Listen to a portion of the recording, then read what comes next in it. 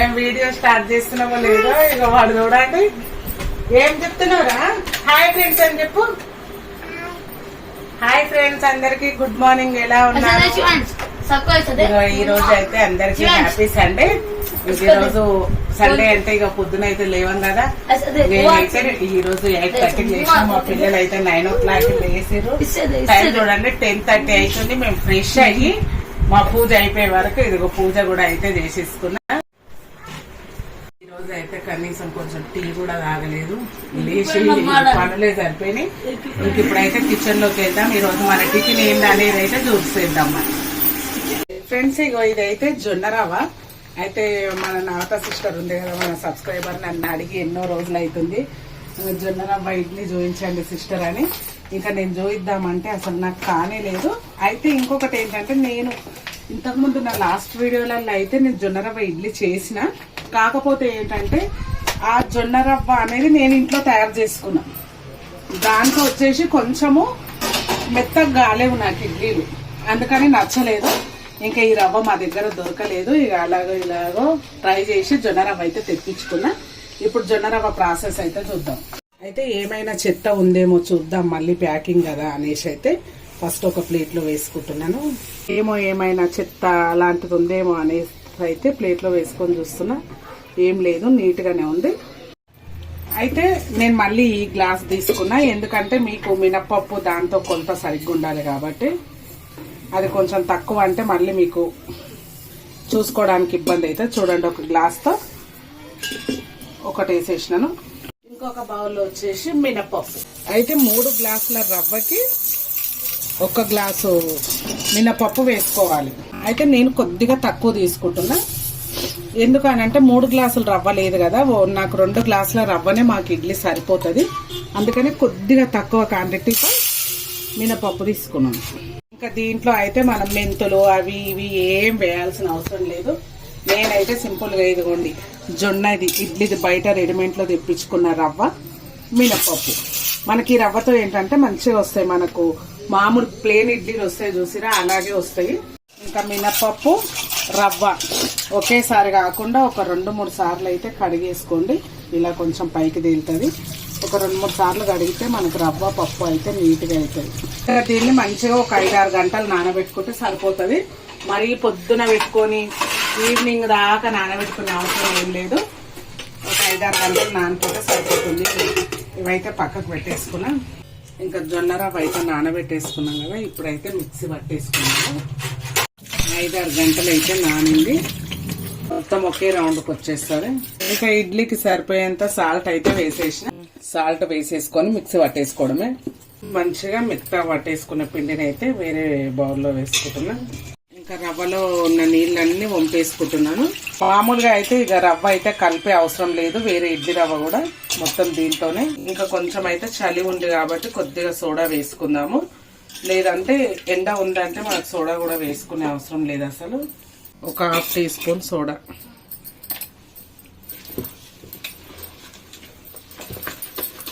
మంచిగా కలిసేటట్టు కలిపేసుకోవడం. ఇదిగోండి మంచిగా కలిపి ఇంకా పక్కకు పెట్టేసుకోవడమే. రేపు పొద్దుటి వరకు అయితే ఇక మంచిగా పొంగుతుంది. ఇంకా జొన్న రవ్వ ఇడ్లీకి అయితే పిండి అయితే రాత్రి నానబెట్టేసుకున్నాం కదా. ఇక పిండి చూడండి మంచిగా అయితే చలికాలం కదా, సోడా వేసిన ఇది కొంచెం వరకు అయితే పొంగింది. మనము ఈ రవ్వ ఇంట్లో జొన్నలతో మనం రవ్వ చేసుకోకుండా చేసిన రవ్వనే కొనుక్కొచ్చిన కదా నేను, దాంతో అయితే మంచిగా ఉంది. అసలు నేను ఇంట్లో చేసుకున్న రవ్వతో చేస్తే కొంచెం ఇడ్లీలు అనేది అంత సాఫ్ట్ గా రాలేదు. ఇదైతే సాఫ్ట్ గా వస్తుంది, ఎందుకంటే మనం రవ్వ చూసి అప్పుడే గుర్తుపట్టేయచ్చు. కొంచెం ఇడ్లీ మరీ వైట్ గా రాదు ఈ రవ్వ, గాని ఓకే బాగుంది. ఆల్రెడీ నేను చేసుకున్నాను కూడా. ఇంకా ఇదైతే మన నవత సిస్టర్ అడిగి ఎన్ని రోజులు అవుతుందో అసలు నన్ను జొన్న రవ్వ ఇడ్లీ చూపించండి సిస్టర్ అని. నాకు ఈ తిరుగుడు కొంచెం హెల్త్ సహకరించక ఇవన్నీ ఏది చేయలేదు. మనకేంటంటే మళ్ళీ బరువు తగ్గాలనుకున్న వాళ్ళకి, డయాబెటిక్ పేషెంట్స్ వాళ్ళకైతే ఇంకా మంచిగా ఉపయోగపడతాయి. మనం కూడా ఇలాంటివి తీసుకోవడమే బెటర్. నేనైతే బియ్యం దోశ అయితే చేయకైతే చాలా రోజులైందండి, అసలు మర్చిపోయిన బియ్యం దోశనైతే. ఇంకా బియ్యం దోశ తిన్నప్పట్లో మనకు బాగా దూపవ్వడము, తిన్న తర్వాత ఆయాసము అలాగే అవుతుంది. 2-3 సార్లు అయితే పచ్చజొన్నల దోశ, సర్ద దోశ చేసిన కదా, అవి తింటే అయితే ఇంత కూడా మనకు ఏది అంటే బాడీలో అట్లాంటి ఇబ్బంది ఏం లేకుండా సాఫ్ట్ గా ఉన్నాయి. అందుకే నేనైతే ఇలాంటివి కంటిన్యూ చేస్తున్నా. ఇంక ఇప్పుడైతే ఇడ్లీ పెట్టేసుకున్నాం కదా. ఇప్పుడు చట్నీ వచ్చేసి అయితే పల్లి చట్నీ, సాంబార్ వద్దంటున్నారు. ఇడ్లీ తిన్నాను చూడు మనం యాదగిరిగుట్ట పోయినప్పుడు, ఆడ చట్నీ పుట్నాల చట్నీ వేసిరు వాళ్ళు, బాగుంది పుట్నాల చట్నీ. ఇది మన చట్నీ కోసం అయితే పచ్చిమిర్చి వేయించుకొని ఇందులో వేసుకుంటున్నాను. ఈ పచ్చిమిర్చి చాలా కారం ఉన్నాయి, అందుకే కొన్ని వేసుకున్నాను. టేస్ట్ వస్తుందో లేదో చూస్తా. ఈ పచ్చిమిర్చి పుట్నాల పప్పు అయితే వేసుకున్నా. అయితే దీంట్లో అల్లం ముక్కలన్నా వెల్లుల్లి ముక్కలన్నా వేసుకోండి. మా దగ్గర అయితే అల్లము వెల్లుల్లి 2 షార్టేజీ ఉన్నాయి.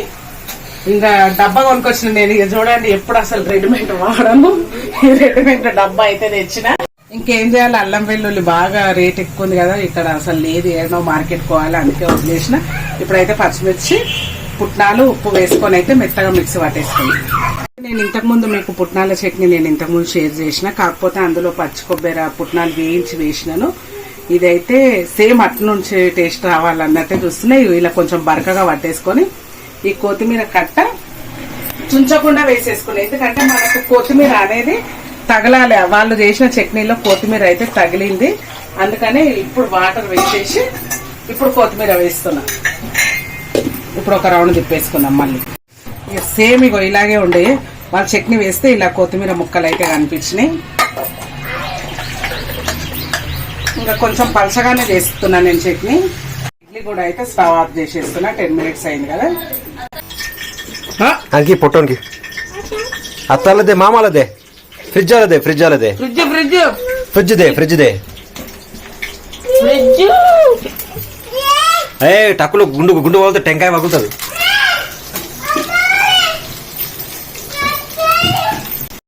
ఇంకా పోపులో ఏముంది, జీలకర్ర ఆవాలు, ఎండుమిర్చి, కరివేపాకు వేసుకొని కొంచెం చూడండి ఇలా చేసుకున్నా బాగుంటది. ఇదైతే మళ్ళీ ఇడ్లీ చూసేద్దాం.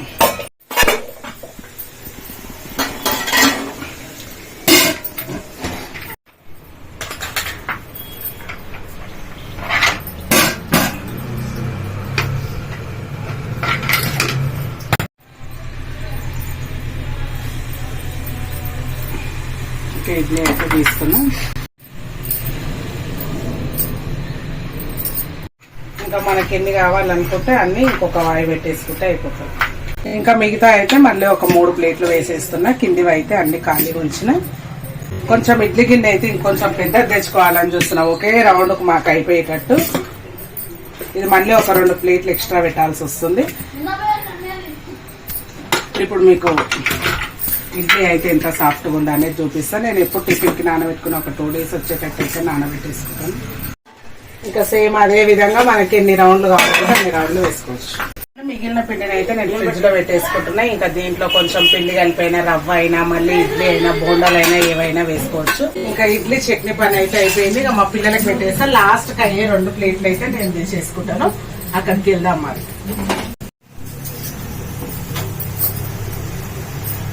ఇదండి పొద్దున టిఫిన్ వరకు అయితే ఈజీగా అయిపోయే ఇడ్లీ. మా పక్కన వాడు అయితే వాడు వీడియో స్టార్ట్ చేయగానే ఓ హాయ్ అంట. మా పిల్లలు అయితే ఖాళీ చేస్తున్నారు. మీకైతే మా సార్కి పెట్టేసిన, నేను కూడా పెట్టుకున్నా. నేను ఈ ప్లేట్లో ఎందుకు పెట్టుకున్నా అంటే నాకు ఎందుకో మన ఇడ్లీ బాగా నచ్చింది. ఇలా వేసుకున్నారు వాళ్ళైతే. నేనైతే ఇలా వేసుకున్నా. అయితే ఇది మామూలుగా నేను చేసే చట్నీ అయితే ఇలా ఉంటది. దీంట్లో అయితే పోపు లేదు, చూసారు కదా, పల్లె చట్నీ. అయితే అప్పుడప్పుడు మనం వేరే వాళ్ళే కూడా కాపీ కొట్టాలి కదా, వేరే వాళ్ళ టేస్ట్ కూడా చేసుకోవాలి కదా. నేనైతే ఇలా తీసుకున్నా. ఇంకా మీకు ఇడ్లీ చూపించలేదు కదా ఎంత సాఫ్ట్గా ఉంది అనేది. ఎంత మెత్తగా మనకు మామూలుగా ఇడ్లీ రవ్వతో ఉన్నట్టే ఉంది, జొన్న రవ్వ అన్నట్టు అసలు ఏం తెలియదు. కాకపోతే కొంచెం వైట్ కలర్ వచ్చేది, క్రీమ్ కలర్ వస్తుంది. ఇవే చేసుకోండి హెల్దీగా. మరి తినేద్దాం మా ఫ్రెండ్స్. నేనైతే చూస్తున్నాయి పుట్నాల చట్నీతో మా పిల్లలు అయితే గాడి చేస్తున్నారు. ఫ్రెండ్స్ నిజంగా కొంచెం మనం బయట కూడా టేస్ట్ చేయాలి కదా. నేను నాదని చెప్పట్లేదు, పుట్నాల చట్నీ ఇట్లా కొత్తిమీర వేసుకొని చేసుకుంటే నిజంగా బాగుంది పల్లి చట్నీ కన్నా. ఇలా కూడా ఒకసారి అయితే ట్రై చేసుకోండి. ఇంకా ఉదయం అయితే ఇడ్లీ జొన్న రవ్వ ఇడ్లీ అయితే చూసేసినాం కదా. ఇంకా దాని తర్వాత కొంచెం సేపు రెస్ట్ ఇచ్చిన తర్వాత అయితే ఇది కూడా మన సబ్స్క్రైబర్ కోసమే చికెన్ దమ్ బిర్యానీ చూపించమనేసి అడిగింది. ఇంకా సరే అనేసి ఇంకా మేమైతే చికెన్ బిర్యానీ అయితే మాకు 15 డేస్కి ఒకసారి కంపల్సరీ చేసుకుంటాము. ఇంక ఈ మధ్య వీడియో కూడా చేయక అయితే చాలా రోజులు అయింది కదా. ఇప్పుడైతే చికెన్ దమ్ బిర్యానీ ఇంట్లో ఉన్న వాటితోనే ఈజీగా చేసుకునేటట్టయితే రెసిపీ షేర్ చేస్తా. ఇంకా మా సార్ అయితే చికెన్ తేయడానికి వెళ్ళిండు. ఇంకా అంతలోపు అయితే మనకు ఫ్రైడ్ ఆనియన్స్ కావాలి కదా. ఇక దానికోసం అయితే నేను బాల్కనీలో కూర్చొని కట్ చేసేస్తున్నా. ఉల్లిపాయలు ఇన్ని ఏం పట్టవు, కాకపోతే నేను కొంచెం ఎక్కువ వేసుకుంటా అని ఒక పెద్ద సైజు ఒక 4 ఉల్లిగడ్డలు తీసుకొని ఇగో ఈ రకంగా పొడుగ్గా అయితే కట్ చేసుకోండి. నేనైతే ఈలపిటితోనే కట్ చేసుకుంటా. ఇంకా ఇటు తిరిగి మనకైతే సన్నగా పొడుగ్గా వచ్చేటట్టు కట్ చేసుకోవాలి. ఈలపిటి అయినా సరే చాక్ అయినా సరే. చూడండి నేను ఎంత సన్నగా కోసి చేసుకున్నా. ఇలా విప్పితే విరిగిపోతే మనకు ఫ్రై చేసేటప్పుడు కూడా తొందరగా అవుతుంది.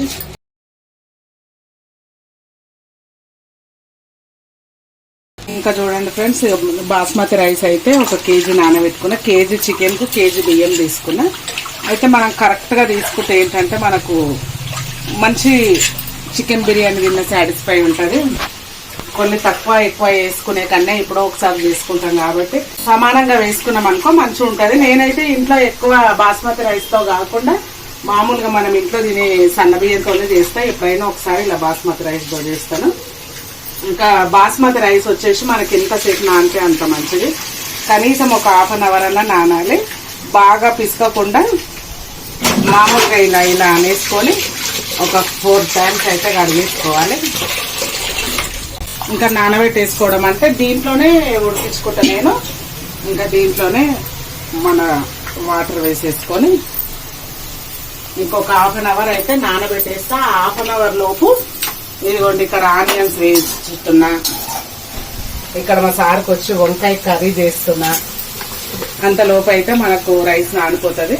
ఇదిగోండి రైస్లో అయితే సాల్ట్ వేసుకున్న. కేజీ రైస్ కదా, ఒక 1.5 టీ స్పూన్ వేసి ఇంకా సాల్ట్ వేసుకున్నాం కదా. దాని తర్వాత పచ్చిమిర్చి సన్నగా కట్ చేసుకున్న, పుదీనా, కొత్తిమీర కూడా వేసిన, కట్ అయిపోయింది. పుదీనా, కొత్తిమీర, పచ్చిమిర్చి, ఉప్పు, ఒక ½ పచ్చ నిమ్మ పచ్చ, అలాగే 1 టేబుల్ స్పూన్ ఆయిల్. ఇంకా రైస్లో ఒక 5 లవంగాలు, ఒక 4 ఇలాచీలు, 2 దాల్చిన చెక్క, ఇదిగోండి స్టార్ పువ్వు తుంచి వేసేసుకుందాం. నా దగ్గర సునిగినవి ఉన్నాయి. స్టార్ పువ్వు, ఒక 1 స్పూన్ షాజీరా,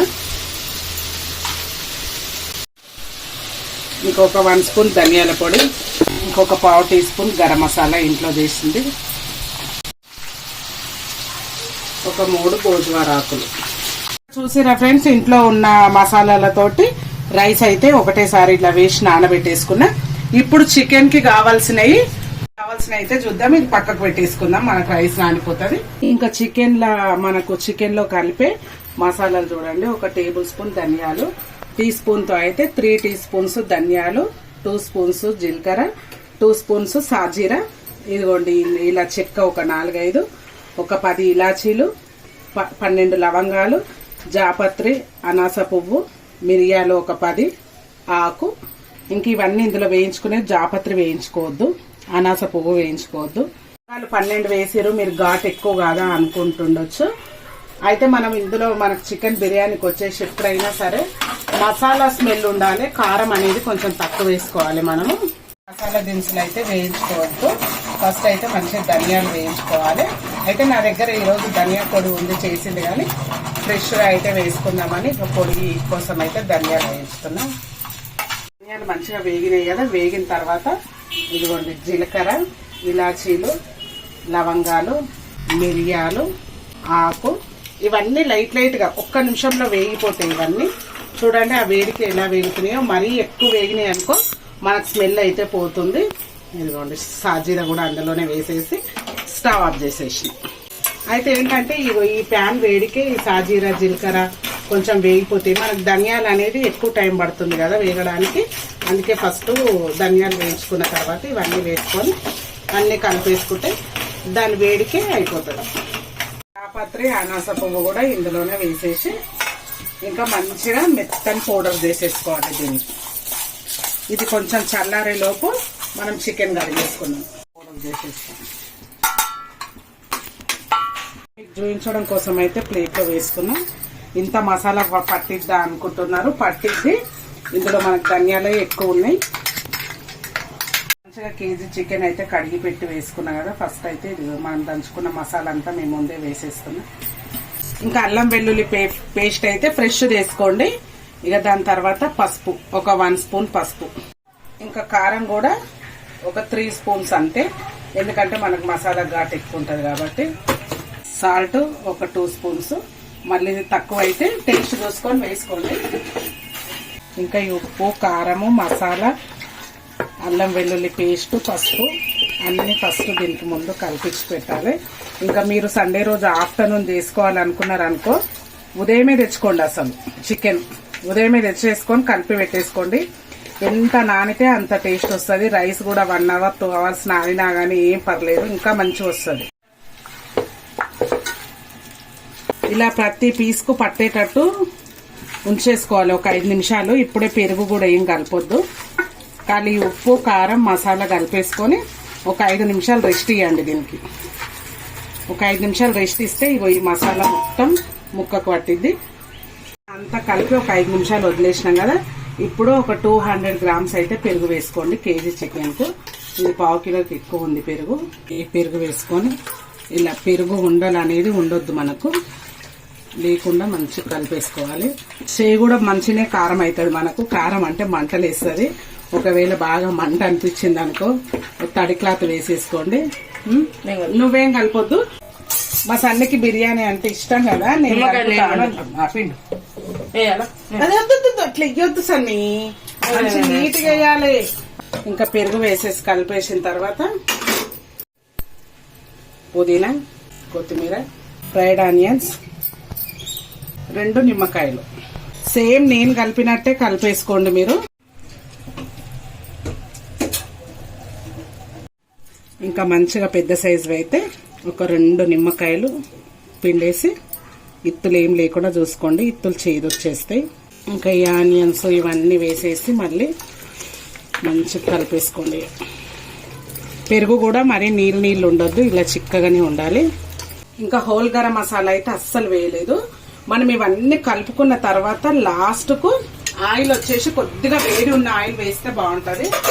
ఇంకా ఇందాక ఆనియన్స్ వేయించిన ఆయిల్ అయితే ఉంది కదా, అది ఒక 5 టేబుల్ స్పూన్స్ అయితే వేయండి. కొంచెం ఆయిల్ అయితే ఎక్కువ ఉంటేనే బాగుంటది. కాలుతుంది కొంచెం. లాస్ట్ లో ఆయిల్ వేస్తే ఏంటంటే ఇక మంచిగా పట్టిద్ది అసలు. ఈ లెగ్ పీస్ అయితే ఎప్పుడైనా ఇలా కొనాకు పెట్టుకోవాలి. మా బండిగాడిది కదా లెగ్ పీసు, లేదంటే తీసేటప్పుడు అయితే కష్టం అవుతుంది. మధ్యలో ఉందనుకో మా వాడమ్మా లెగ్ పీస్, అమ్మా లెగ్ పీస్ అంటాడు. ఫ్రెండ్స్ మంచిగా అయితే కలిపేసిన. ఇంకా ఇప్పుడు లాస్ట్కి ఇక మళ్ళీ మనం అసలు చేయి పెట్టొద్దు దీని మీద. బిర్యానీకి టేస్ట్ అంటేనే ఫ్రైడ్ ఆనియన్స్. ఇంక ఇప్పుడైతే ఇది నేను పక్కకు పెట్టేసుకుంటున్నా. ఇంకో రైస్ కూడా మంచిగా 1 అవర్కి ఎక్కువే నానినాయి. ఇప్పుడు మనకి రైస్ ఉడికేలోపు చికెన్ కూడా నానుతుంది. రైస్ అయితే పెట్టేసుకున్న పొయ్యి మీద. ఇంకా చూడండి, ఇది రెసిపీ అయితే చూపించలేదు. మా సార్ కోసం వంకాయ టమాటా కర్రీ సింపుల్ గా చేసేయమన్నాడు. ఇంకా తనకైతే వంకాయ టమాటా కర్రీ చూసేసారు కదా ఇది. ఇంకా రైస్ వచ్చేసి ఇంకా వైట్ రైస్ కూడా అయిపోయింది. మా సార్ వంట అయిపోయింది కానీ ఇంకా మా వంట కావాలి. ఇంకా రైస్ అయితే వేడైతుంది, 70% ఉడికించుకోవాలి. దగ్గర అయితే కరెంటు పోయింది ఇప్పుడే. ఇదిగోండి, సరిగ్గా కనిపిస్తుందో లేదో ఈ కిటికీ తీసేసింది అంటే ఏంటంటే స్టవ్ మండదు, అందుకే ఇంకొకటి అయితే ఓపెన్ చేసిన. చూడండి రైస్ ఇవి ఎక్కువ కలిపొద్దు. ఇగో ఇది 70% అయితే ఉడికింది. ఇప్పుడు నేను స్టవ్ ఆఫ్ చేసేస్తున్నా.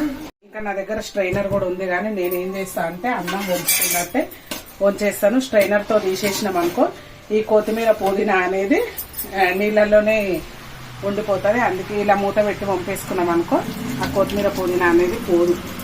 ఫ్రెండ్స్ మనం ఇలా అన్నం వంపుకున్నట్టు వంపేసుకున్నాం అనుకో ఈ సాజీరా ఇది మనకి కొత్తిమీర పుదీనా ఏది బయటికి వెళ్ళదు. ఇంక ఇప్పుడు చికెన్ పైన పెట్టేసుకున్నాం. వంపుకున్న వాటర్ కొంచెం ఒక స్పూన్ అంతే, 1 టేబుల్ స్పూన్ అన్ని ఇక మీతో పారబోసేసిన. ఏ బాస్మతి రైస్ కిందికి మీదికి అనేసుకున్నాం అనుకో, ఈ కొత్తిమీర పుదీనా అయితే ఇది మంచిగా కలిసిపోతుంది.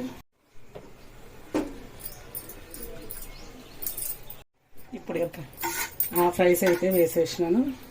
ఫుడ్ కలర్ కూడా ఇష్టం ఉంటే వేసుకోవచ్చు. ఫుడ్ కలర్ ఏం వేయట్లేదు, ఫుడ్ కలర్ వేసుకోకుండానే చూపిస్తున్నా. హెల్త్కి అంత మంచిది కాదు, మనకు కలర్ఫుల్ గా రావాలన్నట్టుగా నేనైతే వేస్తా, కానీ ఏం అవసరం లేదు మనం ఇంట్లో వేసుకునే బిర్యానీకి. హాఫ్ వేసిన తర్వాత కొత్తిమీర పుదీనా ఆనియన్స్ వేసేసిన కదా, మిగతా హాఫ్ అయితే ఇప్పుడు వేసేసిన.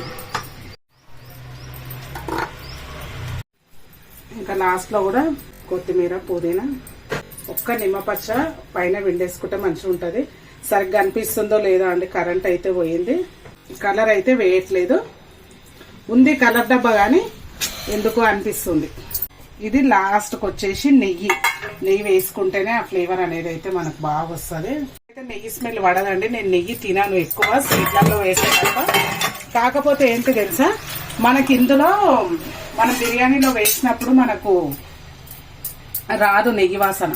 దీనిపైన బట్ట వేసుకోవడం ఇక అలాంటివి అయితే నేను ఏం కట్టుకోనండి. నేను మామూలుగా బిర్యానీ చేసుకున్నప్పుడు ఇప్పుడు మూత ఒక్కటి కరెక్ట్ గా ఉండేది చూసుకొని దానిపైన వజన్ పెట్టేసుకోవాలి. ఇప్పుడైతే రైస్ ఉడికించుకున్న గిన్నెలోనే నీళ్లు పెట్టేసి ఇంక ఇలా పెట్టేసుకున్న తర్వాత మనకు ఫ్లేమ్ అనేది తెలియకపోయినా పెంక పెట్టాలనేమో, బిర్యానీ మాడిపోతుందనే భయం లేకుండా ఏం చేయాలంటే ఒక 5 మినిట్స్ మాత్రము ఫ్లేమ్ వచ్చేసి హై ఫ్లేమ్ లో పెట్టాలి.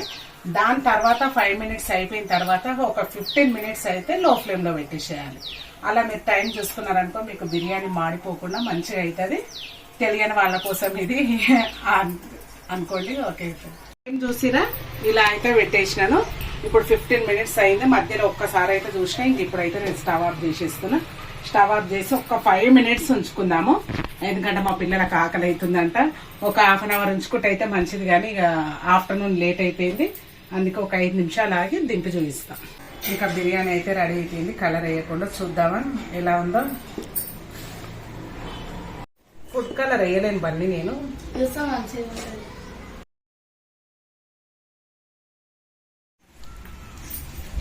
కలిపేసుకోవాలంటే కలిపేసుకోవచ్చు. ఇదిగోండి మనకు పొల్లుగా ఎలా వచ్చింది, కింద నుంచి ఇలా కలుస్తుంది. కాకపోతే నాకు నైట్ గిడ కదా, మళ్ళీ ఊరికే కలిపితే ఖరాబ్ అవుతుంది అనేసి నేనైతే ఇట్లా ఎక్కువ కలపను. ఇలా కింది నుంచే ఇలా తీసేస్తేనే మనకు రైస్ అది కరెక్ట్గా వచ్చేస్తుంది గ్రేవీ. చూసిరా ఫ్రెండ్స్, ఇదిగోండి అస్సలు మన గిన్నె కూడా మాడలేదు. ఇగో నేను దగ్గర నుంచి అయితే చూపిస్తున్నా మీకు. ఇలా పూసలు పడిపోతుంది అన్నం అయితే. ఫ్రెండ్స్ ఇంకా చూసిరా, ఇంకా మా పిల్లల ప్లేట్లు అయితే ఇచ్చేసిన. ఇగో మనకు సేమ్ హోటల్లో అయినట్టే రైస్ కూడా ఇరిగిపోలేదు, ఎంత పొల్లు ఉందో. నేను దీంట్లో అయితే ఈసారి కలర్ కూడా వేయలేదు. సేమ్ మనకు కలర్ వచ్చేసి కూడా హోటల్లో వచ్చినట్టే. ఇదిగో ఆయిల్ చూడండి, ఆయిల్ కూడా చేతికి ఎంత బాగా అంటుతుంది. ఇక ఒక్క ఉల్లిపాయ పెట్టుకొని తింటే అయితే సూపర్ హోటల్ బిర్యానీ అయితే రెడీ అయిపోయినట్టే.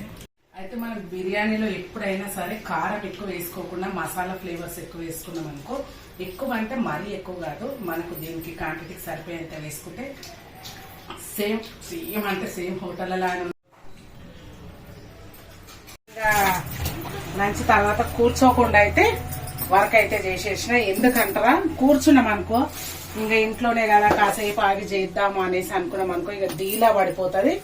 అందుకే ఇక పనిలో పని చేసేసినాం అనుకో, కూర్చున్నా మనకు కొంచెం నిమ్మలంగా ఉంటుంది కదా. అందుకే ఇక నేనైతే చూడండి స్టవ్ అన్నీ అయితే క్లీన్ చేసుకున్నా. ఇది ఇలాగే చేస్తాను నేనైతే సండే రోజు. అన్ని మధ్యాహ్నం ఇంకా నైట్ వంట చేసి పని పెట్టుకోను చాలా వరకు. కానీ ఇంకా మా పిల్లలు మళ్ళీ మా సాంగ్ లేదు ఏం తినలేదు అన్న మంచిగా ఏమన్నా వేయి అంటే తప్పదు.